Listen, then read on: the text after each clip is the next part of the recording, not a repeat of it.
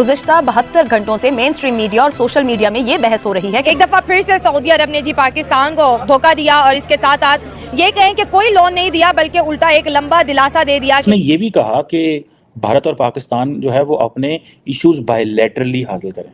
It means कि उन्होंने India को स्पेस दी है कि जो इंडिया फैसला करे। तो भी पाकिस्तान का नया वजीर आजम बनता है वो सऊदी अरब जरूर जाता है, इन्वेस्टमेंट के लिए जाता है, कर्जा मांगने के लिए जाता है। दो ही इनके मकासद होते हैं। सऊदी अरब इस वक्त किसी भी मूड में नहीं है कि वो पाकिस्तान को लोन दे। हाँ, हमारी दिल की धड़कन है, ठीक है, हमारी सऊदी अरब जान है, ठीक है, हम दिली तौर पे उनके साथ प्यार करते हैं। अच्छा, अगर वो कश्मीर के हवाले से इंडिया के फेवर में अगर कोई बात करते हैं तो फिर भी आप सपोर्ट करेंगे? नहीं, फिर तुमने कर सकते अभी आप कह रहे थे दिल न जा रही है, क्या बात है? मजहबी नुक्ता नजर से बात है। भारत और पाकिस्तान के हवाले से कोई बात पॉइंट सामने आता है तो जो होती है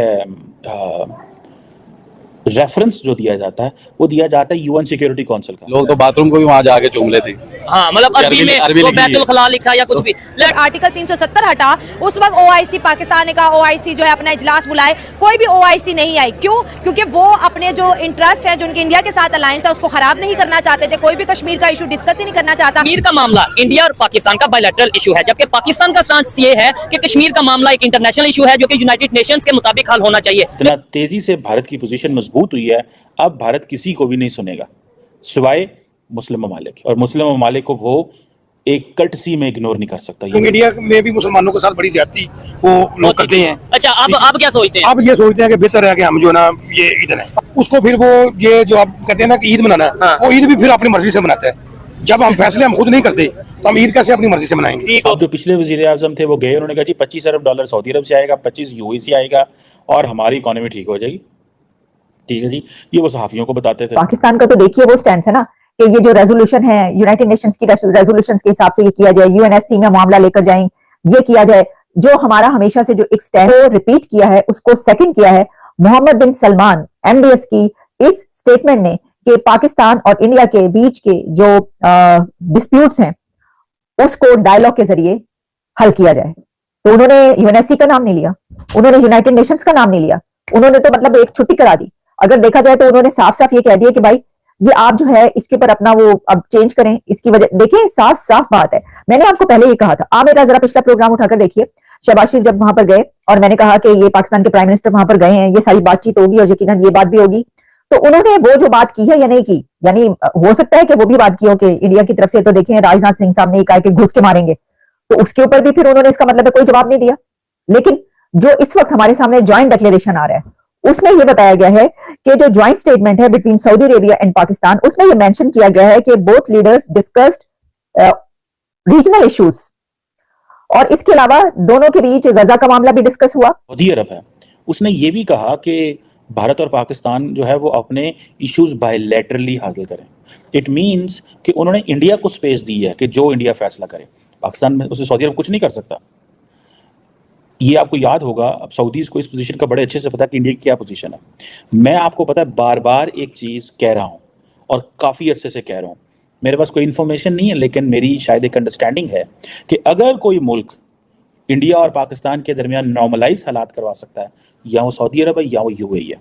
ये स्पेस अब वेस्टर्न ममालिक के पास नहीं रही, क्योंकि जितना तेज़ी से भारत का पलड़ा भारी हुआ है, जितना तेज़ी से भारत की पोजीशन मजबूत हुई है, अब भारत किसी को भी नहीं सुनेगा सिवाय मुस्लिम ममालिक, और मुस्लिम ममालिक को वो एक कर्टसी में इग्नोर नहीं कर सकता। ये मैं आपको बात बताऊं, they can't say no to UAE. Mohammed bin Zayed और मोहम्मद बिन सलमान को नो नहीं कह सकते, क्योंकि उनको पता है कि इनके पीछे कितनी बड़ी सपोर्ट है। पैसे का प्रॉब्लम नहीं है इंडिया के लिए, लेकिन वो समझते हैं कि जो चीज़ हमें आलम इस्लाम से, मुस्लिम वर्ल्ड से चाहिए, ये दो ममालिक दे सकते हैं। सो फॉर दैट मैटर हमें अगर पोलिटिकली बात करनी भी पड़े तो हम पाकिस्तान से तो हम कर लेंगे। ये मेरी एक अंडरस्टैंडिंग है। और दोनों मुल्क जो हैं, भारत, सऊदी अरब और पाकिस्तान के जो वज़ीर आज़म और क्राउन प्रिंस ने ये कहा है कि इंडिया और पाकिस्तान के दरमियान डायलॉग होना चाहिए। कैसे हो सकता है कि सऊदी अरेबिया जो है वो इंडिया के बजाय पाकिस्तान को सपोर्ट कर दे? देखिए, इंडिया के साथ आप उनके रिलेशंस देखिए, वो उनके बराबरी की सतह के ताल्लुकात हैं। इंडिया के साथ सऊदी अरेबिया के बराबरी की सतह के ताल्लुकात है। इसकी वजह यह है कि एक हाथ ऐसे और एक हाथ ऐसे नहीं है। और उनकी जो तिजारत है, जो ट्रेड है इंडिया के साथ सऊदी अरेबिया की, आप वो तो देखें कहां पर पहुंच रही है उनकी ट्रेड। वहां पर उन्होंने एक मंदिर बनाया इतना बड़ा, और इसके अलावा जब भारतीय वजीर आजम नरेंद्र मोदी साहब वहां पे जाते हैं तो मोहम्मद बिन सलमान साहब कैसे उनको जो है मिलते हैं, उनसे वेलकम करते हैं। तो ये इस सिचुएशन में सऊदी अरेबिया क्यों करेगा? इसकी वजह यह है कि पाकिस्तान को उसने पैसा देना है, पैसा खैर दिया क्या है, जो बात हो रही थी वो भी यानी उसके पर भी बात कर लेते हैं। हुआ कुछ यूं है कि देखें, कभी जो है ना इस तरह नहीं करना चाहिए। कभी ये कहा जाता है जनाब इतने बिलियन डॉलर्स जो है वो दे रहे हैं, कोई जो है वो इतने बिलियन डॉलर्स दे रहा है, कोई इतने बिलियन डॉलर्स दे रहा है, तो पैसे तो वो देते हैं, ऐसा नहीं है कि वो पैसा नहीं, इन्वेस्टमेंट तो करते हैं ना।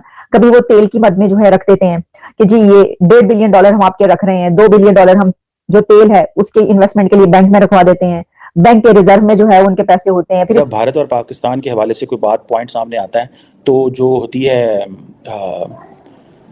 रेफरेंस जो दिया जाता है वो दिया जाता है यूएन सिक्योरिटी काउंसिल का, कि जैसी जो यूएन सिक्योरिटी काउंसिल के रेजोल्यूशन है उसके तहत हल किया जाना चाहिए।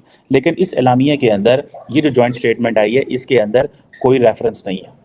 और आपको पता है ये पाकिस्तान का एक traditional political diplomatic legal point of view है कि ये सारे के सारे यूएन सिक्योरिटी काउंसिल में लेके जाना चाहिए। लेकिन इंडिया ने क्या किया है कि इंडिया ने over the period of time अपना पलड़ा, अपनी जो पॉलिटिकल माइलेज है इतना ज़्यादा अचीव कर लिया हुआ है कि अब उसने दूसरे मुल्कों को भी बता दिया हुआ है कि आप इसको हमारे बायलैटरल फ्रेमवर्क में करें। अमेरिकन हों, ब्रिटिश हों, यूरोपियन यूनियन हो, जितने भी ऐसे इंपॉर्टेंट मुल्क थे जो कॉन्टीन्यूसली इस पर बात कर रहे थे, उन्होंने उनको ये याद करा दिया कि आप ऐसे किया करें, जब भी आपसे पाकिस्तान बात करे तो आप इसको बायलैटरल में ले जाएं। जब आप इसको बायलैटरल में लेके जाएंगे तो हम इसको हल कर लेंगे।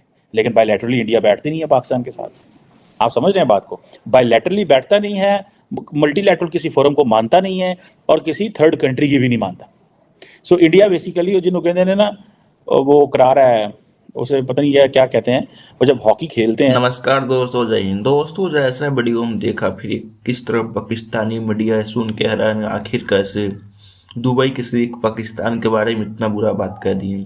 दोस्तों मसला ये हुआ कि जैसे दुबई जो शेख हैं वो साफ कर पाकिस्तान को वार्निंग दिए कि तुम्हारा भारत का आगे कोई औकात नहीं है, तुम एक भिखारी देश हो। तो इस बात को लेकर पूरे पाकिस्तानी मीडिया में चर्चा बना हुआ है कि आखिर कैसे भारत का मतलब कितना ऊंचा नाम हो रहा है, यही पाकिस्तान धीरे धीरे नीचे आ रहा। दोस्तों सही बात की है, भारत और पाकिस्तान में जमीन आसमान का अंतर आप तो खुद देख सकते हैं।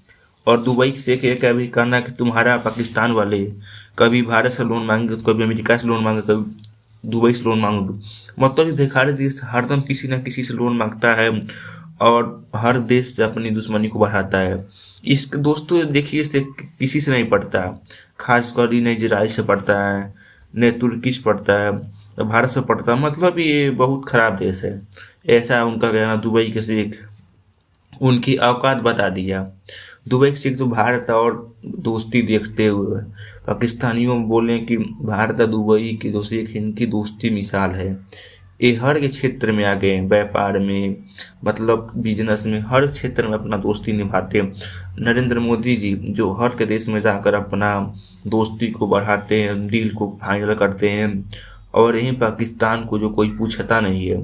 दोस्तों खुद जो डोनाल्ड ट्रम्प पर भारत के लिए क्या बोलता था, अब उसका भी अवकाश समझ आ गया कि भारत क्या है।